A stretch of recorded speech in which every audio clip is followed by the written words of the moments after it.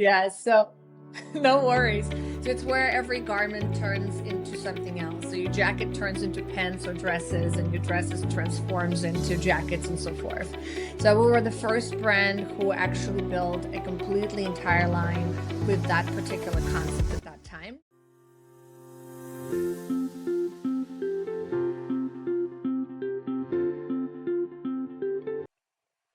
Hello, everyone. Today, my podcast guest is Ye. Ye, thank you for joining. Please introduce yourself and tell us a little bit more about your company. Absolutely. Thank you for having us. We really appreciate it. I really excited to be here. My name is Ye, or full name is Yevgenia Alexandrovna Yushkova, and I am the founder and as well as fashion business consultant for Yushkova Design. We also known and good as Ye Design, so we use that interchangeably. And we provide a boutique type of service for our fashion as well as retail companies. We help them build their private label brands, and that's our specialty. However, we also work with emerging fashion brands who are coming into the market. We're helping them to build strong foundational brands and expand them into different sales channels depending on what their strategy is. All right, thank you. So, quick follow-up questions here for our listeners and also for myself. So, when did you create Ye Design? And we'll keep it. I'll keep the shorter version of the name. When did you create Ye Design, and what inspired you to do so? So Ye Designs actually emerged from a different type of a journey that we would typically would assume. So actually Ye Design originated back in 2011 as a Wow. fashion brand itself. And I was a pioneer at that time of convertible clothing where, each I'm going garment to stop you right actually, here. What does that even mean, convertible clothing? I'm yeah, sorry, I'm so not. no worries. So it's where every garment turns into something else. So your jacket turns into pants or dresses, and your dresses transforms into jackets and so forth. Nice. So we were Okay. the first brand who actually built a completely entire line with that particular concept at that time. And we started in the United States and then we expanded into Asia. And actually we grew in Asian market faster than we did in the States. We've learned a lot. 4 years later, I have, sold it with the ROI, and now I am kind of focused really more my efforts to share my learnings as an entrepreneur at that time, and at the same time be able to really help to grow the brands because that's what's really exciting for me is to brainstorm with the brand owners, around their idea, identifying their customers, and really figuring out how to deliver the perfect right product to the customer that they have emotional connection with because that's what wins the market, and that's really our goal in making sure that we maximize profitability along the way. So not only we're building great designs, but we're looking at foundational processes, at systems, making sure everything has optimization and automations in place so that you have a foundational structure to grow profitably, so that you don't bleed the profitability on the bottom line, right? We definitely all focus so hyper focus on the product margins, but once we start really layering everything else from operational side is where we start to see, and a lot of our brands who come and work with us, they start to see they are not profitable in reality once you start layering all the things that you don't consider when you're looking at your product margins. Yeah, no, thank you. So, a couple follow-ups here. Number one, the thing that stuck with me here is that you guys, for the convertible clothing, you guys grew faster in the Asian market compared to the US. This is something that, like, I usually, in my industry, we typically hear the opposite, where the US is the biggest market. So, why do you think that is? Why do you think in Asia you guys had such a greater Yeah, success? so the reason was is because I think at that time when we were starting in the United States, that concept itself has been very new and fresh. Hmm. And we are in, as a US consumer in general, we're quite behind to follow the European and as well as Japanese, for Hmm. example, influence of fashion, right? Which is more futuristic. They're much more open to different new ideas and they're way ahead of us. And Hmm. so while we were focusing on penetrating the market, not only with great product, but a new brand, great product, but as well as brand new idea and concept, and had to educate the customer from ground up. In Gotcha. Asia, we already just took the wave and we start riding it, right? Because it was already not a new concept for them. They already way ahead of that. And so the adoption by the consumer was much more easier for them to understand it and not get scared of the fact, oh, now I have to do something with this product. Like, what do I do? So they weren't as lost. And so we were much quicker because of that. We're able to, with least amount of money spent in marketing and educating the Hmm. consumer, to where we were able to get to the in front of the consumer faster that way. And they were Perfect. getting it. They were buying it. Makes sense. So in the US, essentially, you would have you had to create the market versus in Asia, like you said, you just jumped on the wave and then you kept flowing. Correct, Makes correct. sense. And and this is where we always, now the lesson that has been learned is that's what we work with a lot of our brands who are just starting up, is to really Hmm. help them to spend extra time in the understanding the market, and understanding where this particular idea that they have actually is best to launch. It's sometimes we just all think, well, it just needs to be in the US market and this is how we do it. But in the reality, some of the ideas are actually could potentially be better in other markets or other avenues than what we would traditionally think. No, makes sense. So also earlier you mentioned the profitability aspect. You said that, some brands think, they focus really on the product, but oftentimes they think they're profitable, but they're really not. So what's the number one reason why you think that there's this disconnect between what a brand believes, where a brand believes they're at in terms of profitability versus where they actually are? Because a lot of the hidden costs that people don't consider, right? And so when we think about analyzing the operational cost of doing business, we tend to not see and really dissect every little thing of how much time it takes for our staff to even communicate between each other, how much time it takes them for them to send tech packs and then wait for them to actually receive, how many prototype samples are we actually creating before we can take this product to market. So all of those are, we call them hidden costs of operations of doing business. And if you're starting a brand, you tend to overlook those because you just don't know what you don't know. And potentially you might not be even collecting enough data to actually for you to be able to analyze it later on to understand where your where the opportunities are to optimize in order for you to increase your margins. We typically always think, well, if I want more money or if I want to be more profitable, I need to make more sales. Well, we often say before you even start focusing and in putting more money into marketing to make more sales, first see if you are actually optimized under the hood, right? Yeah. Because there's a lot of times you don't even need to make more sales, but by proper optimizations, so either processes or systems, or eliminating the back and forths, or just eliminating simples as going from 1 to 2 prototype samples versus if you were doing 5 prototype samples, Yeah, yeah. just that alone saves so much cost for you to become more profitable in the bottom line.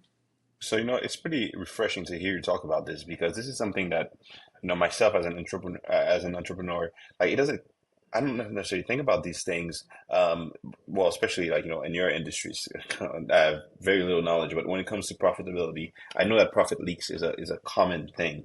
But would you say that like, I assume that you have bigger and smaller clients. Hmm. Would you say that this is valid for the big and the smaller clients, or more for Both. one? Both? Yep, nope. Okay. It's valid for both. It's more even more pronounced in the bigger clients' environments, Really? especially in the ones that are, I call them that they've built their process with the patchwork, right? And the patchwork Mm, meaning that they were truly just as the demand grew, they required more departments, more processes, and they were just adding up little tiny process, and then they would add it on top of the other that they had, and then they would add top another one, and they just keep sewing it together yeah. until you have this quilt blanket of processes, but none of them are speaking to each other, or none of them are optimized in the way where potentially you have systems that help you automate some of those processes. And so a lot of manual work and redundancies that are, we call them the non-value added steps, and within the process itself, that are just underseen and not overlooked.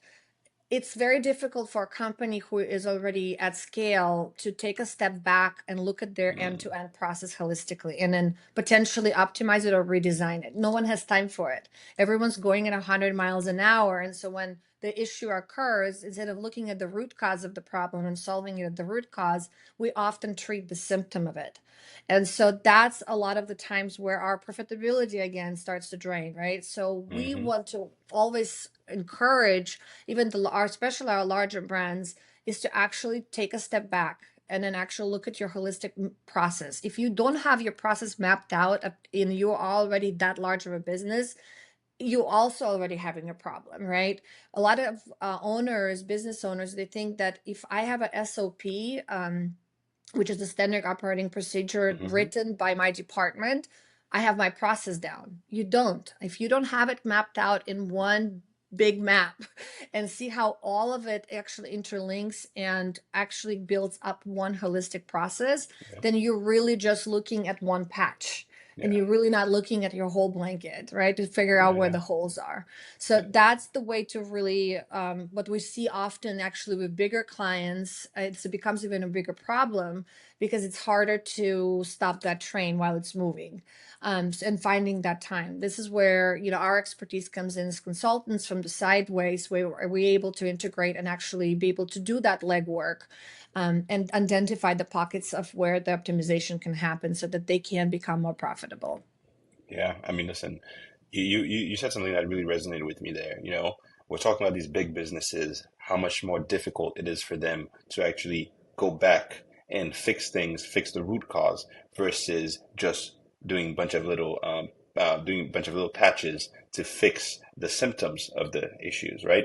So that brings us to, my favorite topic, which is AI. Now, I would think that these big companies would make the necessary investments to be able to automate some of these processes to help with these profit leaks. But is it something that's not widely done yet, or these big companies that you work with not using any AI tools whatsoever to help them with the automation and help them be more productive? No, the automations are putting in place, and this is becoming more and more common within our industry as well. Not Hmm only that, we also have systems that help us to automate certain processes. We have vendor portals that we can have automation where the vendors can come in and actually pick up their tech packs. They don't have to wait. So there's a lot of tools that exist out there that already could be put in place. But you don't know which tool you need unless you figure it out what your process really looks like, right? And so the other big pitfall that we see, especially for our large clients who often come to us, is failed implementations. Whether it's an AI tool, whether it's a PLM system or ERP system, it doesn't matter. If you're choosing a particular system or tool, you have to understand it's not going to solve your problems unless you have a specific process that assigned for that particular tool to automate, and you are configuring that tool specifically to do what you need to optimize, but to automate of your optimized hmm process. But a lot of times, again, because we don't take a step back, we don't look at the full holistic process, we just say, hey, we need a system or we need an AI tool, well, let's just go and implement it, and then it lays that on top of already inefficient process. So then Understood. instead of actually being a solution, it just become another sore for the people who are actually receiving these tools, because they're already dealing with the non-optimized process, and now they have this new tool they have to layer on and Hmm learn. So there's now becomes a lot of resistance. So then you start seeing where even if you went through all this hard work to actually implement something and were able to implement it, now you're having a hard time because your staff doesn't want to use it, or they don't use it hmm correctly, or they're being resistant and they're complaining about these tools nonstop. But it's not the tool, it's most likely what's laying is the underneath root cause is the fact that you just didn't optimize your process and didn't realize what the tool actually needs to do and have the buy-in of all your process users to see that will actually be So, game changer for them. so for our listeners, can you think of an example? So, as you mentioned earlier, your first initiative was since 2011. From 2011 to now, AI has become something that we didn't have back then, right? So, can you Mhm. think of one example that could highlight what you just explained, where, there was a challenge, and then an AI tool was able to come in and either help or add to that inefficient process and make it worse. Yeah, so one of the recent ones that we've been working with a company called Patchwork, actually, that's their actual name. And we actually are working with them and they integrating into some of our clients as well. And this is a AI driven kind of on-demand planning tool that is becomes a bridge between the retail company and a manufacturer, which they have the chain of manufacturers that they work with, which allows you to not only predict your sales on demand as they're coming through with the AI tool, but then they were able to then start producing to that demand in small quantities, right? So Mhm. it's actually a tool that is comes with a pool supply chain system, which again, a lot of our brands who start working with us, they still on a traditional push supply chain systems, which are, delivering and producing large bulk orders and trying to sell through them, which results in lots of leftover inventories, Mhm. cash tying in cash flows. And so this particular solution, again, if you already, dissect your process and you optimize your supply chain, you're going to identify a pocket to where you would need to shift to this type of pool supply chain system. And this is where this AI tool slash the supply chain itself that comes with it is going to be a fantastic solution for it. But again, if you didn't sit down and identify that your particular assortment is inefficient because you are spending so much and tying up so much of your cash in the new tested styles that you are not sure how well they will perform at least stage. And if you didn't identify that part of your process that's being inefficient with your assortment planning, then you would probably not know that this my tool would really be Makes a game sense. changer for you. Yeah, no, thank you for sharing. I think we definitely took a deeper dive into the profit and processes. And would you say that this is something that that you're passionate about, that your company really focuses on, or is there not or is there another area also where you guys can help potential clients? Yeah, so this is what I would say that makes us very different from any other fashion business consultant out there. Because again, we don't look at just merchandising as an example, Hmm. because that's what majority of our clients will come to us is, hey, we need, make our assortment better, or we need to grow our sales and we need to create more brand awareness. And now we need to figure it out more on the marketing side. How do we optimize that so that we can generate more sales? They all come with a symptom. And what Hmm. helps us and what makes us different is that we, the ones who will reel them back and say, okay, let's, before we start solving the problem that you think you have, let's first figure it out whether that's really the problem or whether that's a symptom of a root cause that you potentially have within your actual process. And so we help the business owners to really step back and look at their holistically at their business from end to end, and then identify whether that is really the should be the primary focus for them, or there should be some other underlying thing that we need to optimize first before we dive into, let's say, creating a better assortment or whatever it is that they came with us. So that's the difference between us. So we definitely Gotcha. I'm passionate about processes. Hmm. I am a black belt Lean Six Sigma certified as well, and I think we need more of them, of us, in the fashion industry. We don't think fashion for some reason they don't think of it that way, right? Our industry is not built that way. But it's important to think that way because that helps us to really then make data-driven decisions and layer them on top of something that's already optimized that gives us the maximum profitability. That's when we start seeing real true results. But That's otherwise, awesome. we I mean, focus on merchandising, supply chain transformation, private label building. We are experts in that. We've built hmm 19 multi-million-dollar private label brands for different retailers. And we would come in, the retailers would usually typically hire us because we would be the only ones who would really build it from the beginning all the way hmm till the end. And we would leave them with the private label department all formed, with the assortment, everything up and running, so that and for the systems, with the processes, so that they could just then from there continue and building on top of that. That's awesome. And I mean, how long does it typically take you to get a company? For example, you mentioned like, a retail store. How long would it take you to help them from like, startup stage to million-dollar brand? Yeah, so when our retailers coming in with us to become, create a private label initiatives, if they are, let's say, completely not set up for it, then it typically would take us between 9 to 12 months. Now, we have done it when we did it in 3 months from the beginning to launch, but I would not recommend it because it does overstress the internal resources, and of Hmm. course, there are some risks, that would need to be time taken and afterwards to fix. We prefer to build where you don't have to go back and fix anything. So typically, we would say about 9 to 12 months would be a safe assumption to where you would start from the beginning to where you can start launching your product. And then from there, it takes, depending on the structure and the strategy overall, it can start growing to the numbers that we're talking about within, quarter or two. And is your model more of a, flat fee, or is it more of a percentage based on success?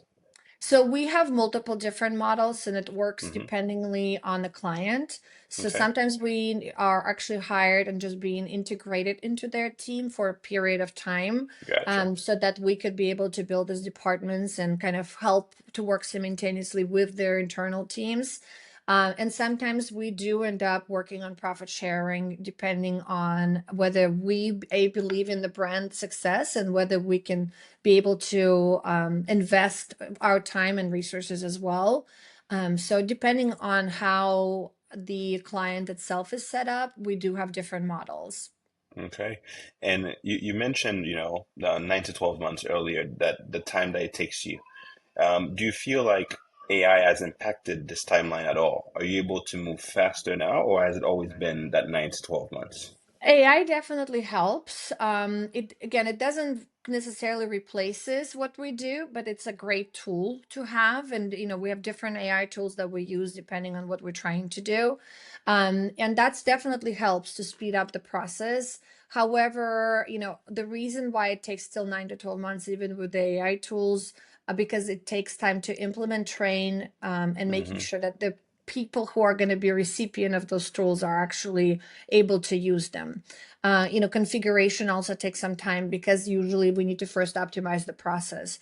So those are really the factors of whether you can speed it up or not by using AI tool. Because again, at the end of the day, it's just a tool. It depends on how you use it. Makes But sense. areas where we definitely see AI helping us to speed up the process is in product development, right? So where we can actually 3D render our designs and be able to already see how they would look before we even adapt them and go into prototype sampling. So definitely reduces our back and forth with the factories quite a bit. We also look at the AI when we're actually looking at predictive analytics. So that helps us a lot as well with to speed up some of the processes. And we do also have the data scientists in our team, but Hmm. in addition to that, we of course utilizing some of the tools that we work and partner with. Awesome.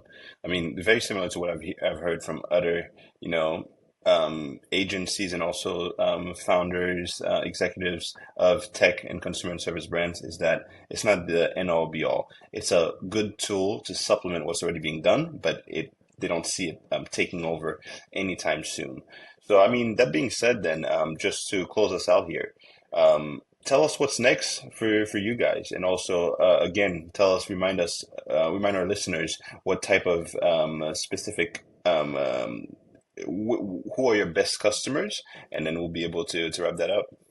Yeah, thank you. Our really best customers are the brands that are already kind of at that 5 to 10 million mark, and they are looking to expand and grow, and looking to really maximize their profitability, as well as the large retailers who are looking into building a private label brand. Whether they might already have something that they've started, and they just need to figure it out how to grow it and how to make it more cost effective, because we do definitely see that, a lot of times retailers start private label initiatives and then it really drains their cash, Hmm. because it is a fairly large upfront investment when you are with a long term of, ROIing. So figuring out how to do that on a lean budget and figuring out how to do it in the most optimal way is what really our specialty is. And of course, if you're just thinking of doing it as a retailer, and you have no infrastructure, this is definitely we would be the right people to talk to, because that's what we specialize in building this, within non-existent infrastructures. But outside of, what's really next for Ye Designs and for my team of consultants, is really to continuously educate and continuously spread the word, about the importance of looking at the holistically at whether you're, whatever you're trying to solve on, and making sure that you look at your processes. We do a very good, initiative to where we've been, reaching out to executives and hosting roundtables and live webinars, that completely free, but specifically for executives and fashion business owners, so that they would hopefully spark up some ideas of what they can actually do in implementation of getting their, higher, building their higher profitability within their companies. And that's really critical. So our goal is to really reach, more people through this type of channels, for us to be able to share our knowledge and expertise. Awesome. Well, listen, yeah, it was a pleasure having you here. Thank you for your time, and I'm hoping to connect with you soon to see how you guys are progressing. Absolutely. Thank you so much for having us.